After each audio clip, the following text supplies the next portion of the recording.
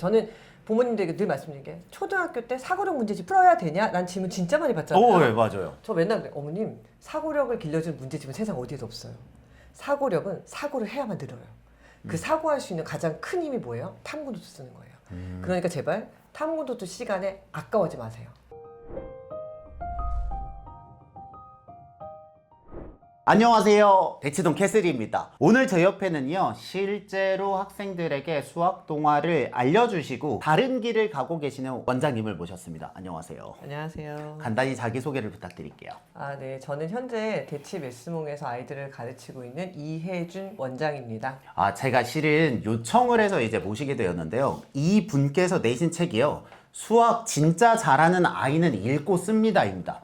여러분들 느낌 오시겠지만 저 백지 개념 테스트로 애들 막 쓰고 외우게 시키잖아요. 그러니까 이 책을 보는 순간 이분은 한번 배워야겠다라는 생각이 들어서 이렇게 초대하게 되었거든요. 첫 번째, 저는 이 책을 읽을 때 제일 많이 와닿았던 게 1장이었어요. 그 많던 초등 수학 영재들은 다 어디로 갔을까? 입니다. 저도 실은 이 부분에 대해서 되게 많이 느끼거든요. 그래서 이 부분에 대해서 잠깐 이야기를 해주실까요? 일단은 저는 초등학교 저학년 때 아이들이 소위 말해서 영재로 판단되거나 그 다음에 우리가 이제 반짝반짝 거린다고 얘기하는 어떤 그런 부분들에서 이 아이의 반짝거림이 어떤 성질의 반짝거림인지를 좀 잘 지켜봐야 된다고 생각해요. 어떤 게 있을까요? 그러니까 초등학교 저학년 같은 경우에 사실은 언어적으로 발달하면 전체적으로 학습력이 되게 높아 보이고 잘해 보여요.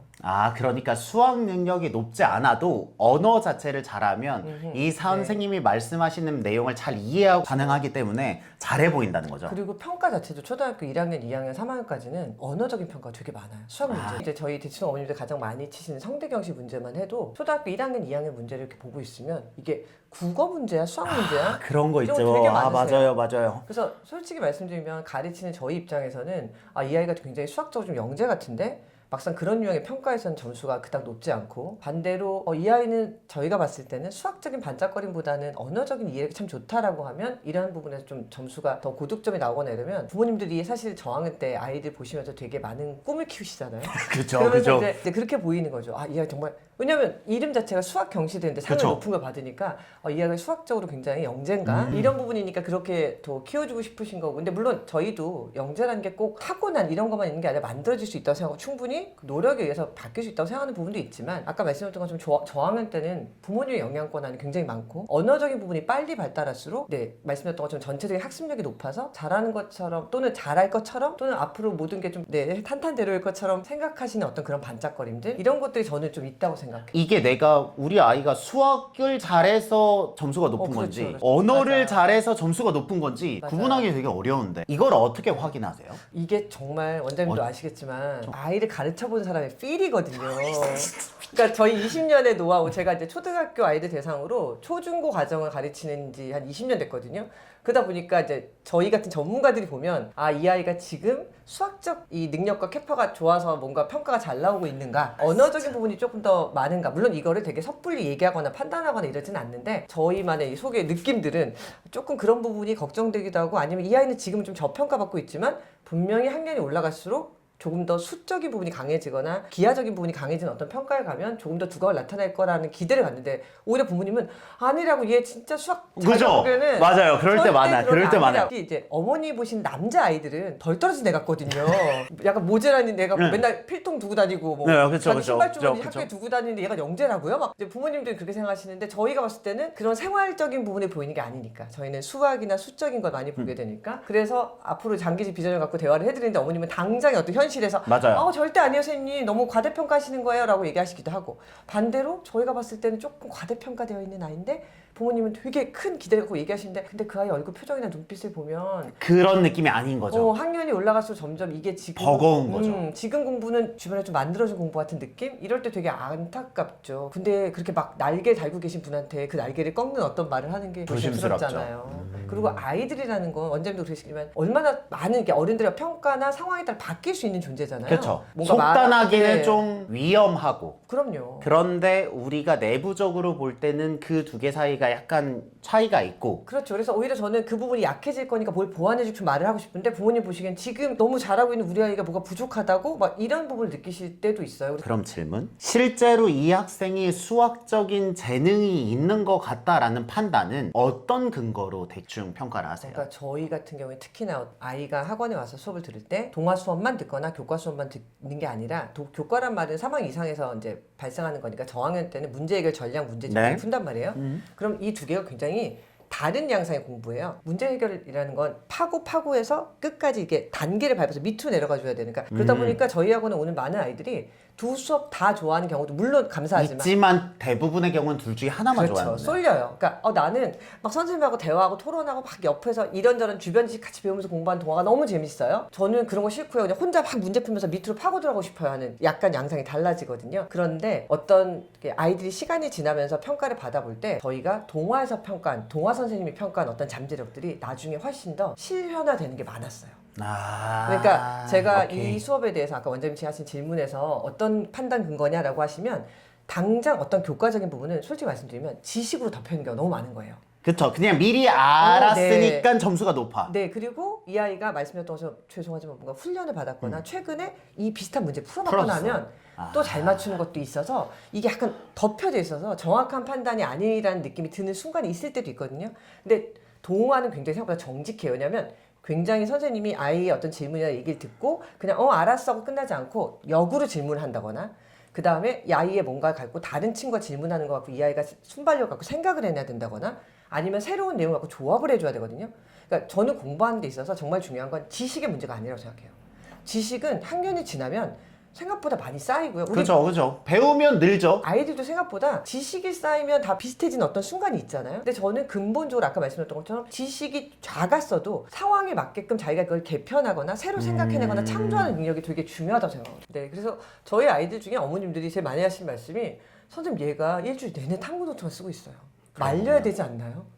이거 냅둬도 되나요? 다른 건 안 하나요? 막 이러시거든요. 근데 저는 초등학생에게 그렇게 몰입할 수 있는 기회가 주어지는 건 굉장히 큰 행운이라고 생각해요. 그러니까 많은 입시 전문가들이 얘기하시는 게 뭐예요? 초등학교 초저 때 문제 많이 풀리고 제발 뺑뺑이 돌리듯이 공부시키지 말아라. 아이에게 사고 힘 자체를 길러주려면 책을 많이 읽고 본인 스스로 뭔가를 탐구해보고 또는 이렇게 경험해보고 이런 게 너무 중요하다는 얘기 진짜 많이 하시고 이건 교육 전문가뿐만이 아니라 입시 치르신 고2, 고3 어머님도 되게 많이 얘기하시는 부분 중에 하나예요. 어릴 때 많은 걸 경험하고 느꼈던 부분들 그다음에 원장님 얘기하시면 공부 습관을 저는 저희 학원 어머님들한테 늘 말씀드려요. 어머님 초등학교 때는 지식보다는 습관과 태도를 형성하는 게 중요하다. 수학에 대해서 긍정적인 태도를 갖고 왜 그런 애도 있어요. 보기에 점수도 별로 안 좋고 수학 동화 잘하지도 못하는데 수학이 너무 재밌대요. 왜 그러면 통화 시간이 너무 좋아요. 막 이런 거예요. 그러면 저는 그 좋아하는 마음이 사람을 변화줄 게 있다고 생각해요. 그러니까 지금 당장은 아직 어설퍼서 자기가 생각한 대로 쓰고 있지 못하지만 그게 지금 3학년, 4학년 때 그렇다고 해서 얘가 5학년, 6학년 때도 그렇고 중학교 1학년, 2학년 때도 그럴 거라는 거 아니잖아요. 그래서 저는 지금은 아까 말씀한 수학에 대한 긍정적인 태도와 사랑하는 마음과 재미있는 마음 거기에 숙제를 따박따박 한다거나 학원에 출석을 한다거나 또는 학원 아니더라도 뭐 엄마랑 약속한 연사 문제를 따박따박 페이지마다 푼다거나 하는 그 공부 태도와 습관을 갖게만 해주시면 곧 중학교, 고등학교 때 꼽히는 거는 지식적인 부분은 초등학교 막 1학년, 2학년 때부터 막 문제집으로 뺑뺑이 돌리고 이런 공부를 지금 할 필요는 없다. 저는 정말 어머님들이 맨날 저희한테 그런 컨택이 오세요. 조금 더 어린 애들한테 빨리 선행을 시켜주면 안 되냐. 동화 너무 좋은 거 알겠는데 이 동화를 읽을 만한 어떤 나이대가 되면 우리 아이는 벌써 뭐 중학교 하고 있다. 고등학교 하고 있다. 그러니까 이걸 하는 게 너무 아깝다. 이 시간이. 그 시간에 빨리 선행을 나고 싶다. 그럼 제가 맨날 드리는 말씀이 어머님 선행은 나중에 가면 누구나 다 만나게 되는데요. 누구나 다 만나는 지점이 오는데 그때까지 빨리 도착하신다고 결국에 종착역에 빨리 가시는 게 절대 아니기 때문에 저는 거기까지 우리가 스스로 하다 보면 공부라는 게 지치기도 하고 힘들기도 하고 할 때 결국 동력은 어디서 나와요? 내가 하고 싶은 마음 또는 내 몸에 밴 습관. 정말 힘든 날도 아침에 눈 떠지는 그 습관이라고 저는 생각하거든요. 그래서 그런 태도를 초등학교 때 계속 배양해 주시는 게 정말 중요하지. 초등학교 때부터 문제 질려가지고 저는 또 틀렸어요. 저는 뭐 어차피 이럴 것 같아요. 내지는 엄마가 어차피 이거 3번 풀어야 된댔어. 이런 태도로 공부에 임하는 애가 과연 3년 뒤, 4년 뒤에도 저 행복한 마음으로 공부해질까? 저는 그래서 그때 말씀드렸던 이 반짝거리는 애들이 사라진다고 말씀드린 지점이 그런 것들이었어요. 이게 여러분들 되게 귀하다고 생각을 하는 게 이런 말씀을 하시는 분이 20년 가까이 생존하고 계시다는 것 자체가 기적입니다. 그렇게 생각하면 우리가 초등 영재가 왜 사라지는지 알 수 있어요. 왜냐면 소스, 그러니까 기본기 자체 폭이 넓지 않은데 성과가 좋아요. 그러면 그 성과가 좋기 위해 더 작은 문들을 향해 올라가거든요. 그러면 이게 기반이 약한데 계속 탑을 쌓으니까 얘네들이 올라가면서 이게 버거워진단 말이죠. 그럼 버거워지면 성과가 좀 떨어지게 되고, 그러면 부모님도 놀라고 아이도 놀라게 되면서 자신감이 떨어지고, 이렇게 하락이 몇 번을 경험을 하면 그 친구가 예전에 이렇게 잘했던 애가 맞나라는 생각이 드는데, 그와 반대로 선생님은 지금 당장 성과가 안 나더라도 기반을 넓혀주면 지금 당장 6개월 뒤에 성적이 오를지 안 오를지 모르겠지만 나중에 얘가 꽃을 필 가능성이 높다라는 말씀을 하신 거죠. 그리고 정말 그렇게 쌓여진 그 아이의 사고하는 힘 자체가 아이에게 배어 있어요. 저는 부모님들에게 늘 말씀드린 게, 초등학교 때 사고력 문제집 풀어야 되냐? 라는 질문 진짜 많이 받잖아요. 네, 맞아요. 저 맨날 그래요. 어머님, 사고력을 길러주는 문제집은 세상 어디에도 없어요. 사고력은 사고를 해야만 늘어요. 그 사고할 수 있는 가장 큰 힘이 뭐예요? 탐구노트 쓰는 거예요. 그러니까 제발 탐구노트 시간에 아까워하지 마세요. 어머님들은 탐구노트를 진짜 얘가 한 몇 장을 며칠째 쓰고 있는데 이게 뭐 하는 거예요? 제가 그러죠. 탐구하고 있는 거죠, 아이.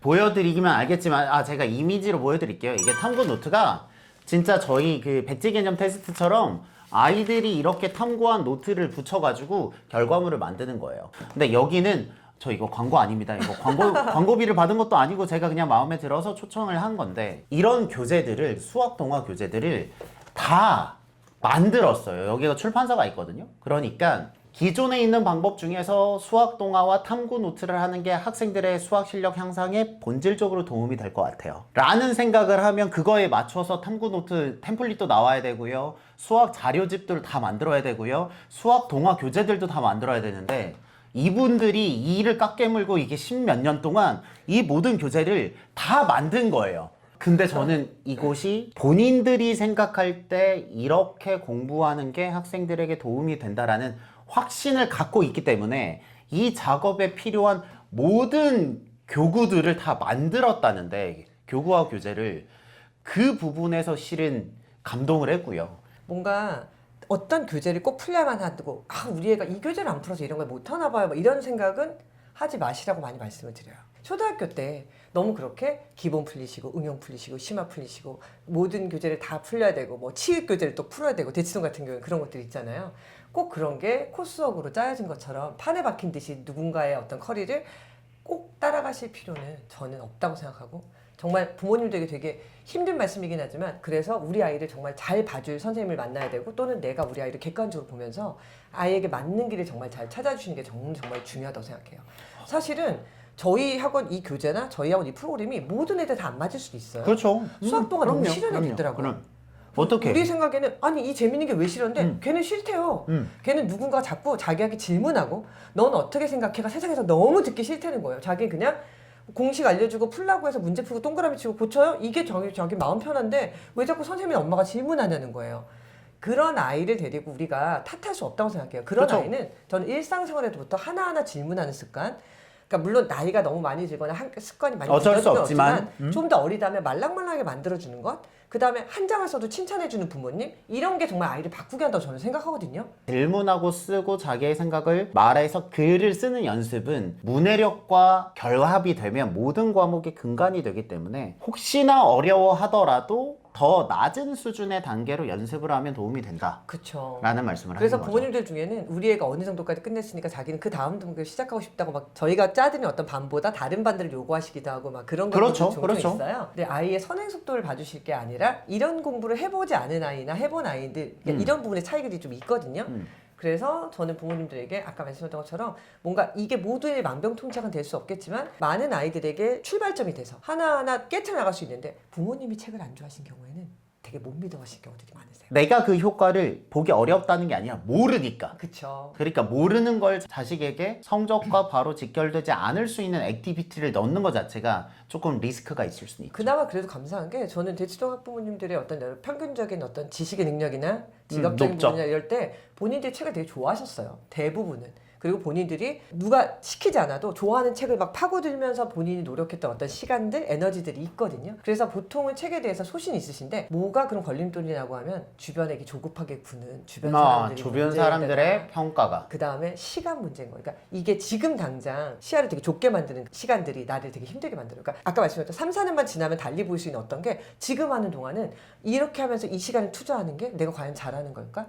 왜 그런 거 비슷할 것 같아요. 그런 빵 부분이 하고 뜰 때까지 벤처기업가들이 정말 사람들이 보기에 너 지금 뭐 하는 거니? 그 돈 되니? 뭐 왜 그런 시간을 보낸다고 하시잖아요. 그러다 어느 순간 뭐 하나 잘 개발되거나 해서 빵 하고 터트려서 여태까지 했던 걸 모두 보상받는 것처럼 그 숨죽이면서 기다려주는 시간들이 있어야 되잖아요. 있었던 거 있잖아요. 그런 게 저는 아이들에게도 필요하다고 생각하는데 우리 부모님들 입장에서는 특히 초등어머님들이 생각보다 평가에 오히려 더 민감하신 거예요. 왜냐하면 네. 요 평가가 앞에 받는 거고 고등학교 때 받는 평가는 이 한 번의 평가로 무언가 인생이 크게 바뀌지 않는다는 믿음이 있지만 어렸을 때일수록 그 평가 한 번 한 번에 그게 좌우가 되는 경우들이 있죠. 그러다 보니까 오히려 이 집단에서 내가 선행을 안 나가고 조금 더 천천히 나가는 것, 그 다음에 이런 것에 시간을 투자하는 것에 대한 불안들, 그 시간에 누구는 지금 무슨 문제를 풀고 있다는데 막 이렇게 되는 부분들이 너무 저는 안타깝고 속상한 거죠.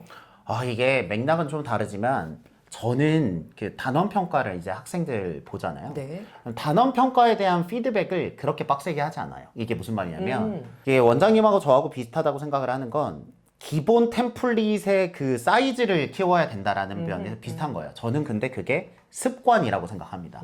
그래서 습관 위에 수학을 올리고 습관 위에 운동을 올리고 생활을 올린다고 생각하고 선생님은 이제 수학을 바라보는 마음이 넓어야 되니까 수학 동화와 이제 탐구 노트를 한다는 도구상의 문제가 다를 뿐이지 학생을 바라보는 목적 자체가 비슷하거든요. 틀을 쌓음에 있어서 한 번의 좋은 평가나 한 번의 나쁜 평가는 나중 지나가면 그 별거 아니니까요. 그게 초등학교 저학년 때는 쉽지 않다.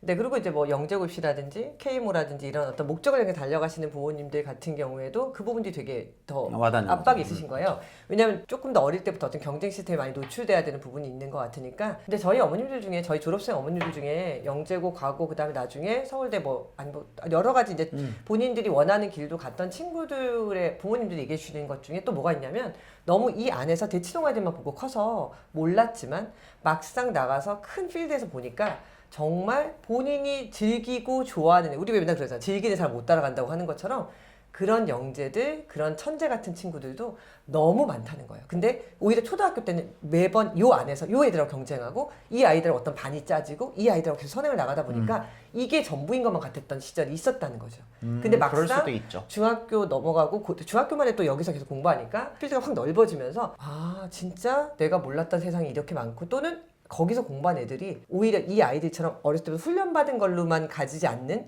본인 정말 날것의 그 에너지가 너무 엄청나다고 얘기 많이 해주세요. 여기까지가 제가 느끼고 원장님이 느끼셨던 초등 영재들이 어렸을 땐 그렇게 반짝거렸는데 시간이 지나면서 왜 흐려지는가에 대한 저희들의 생각이었고 저는 이 부분에 굉장히 큰 동의를 합니다.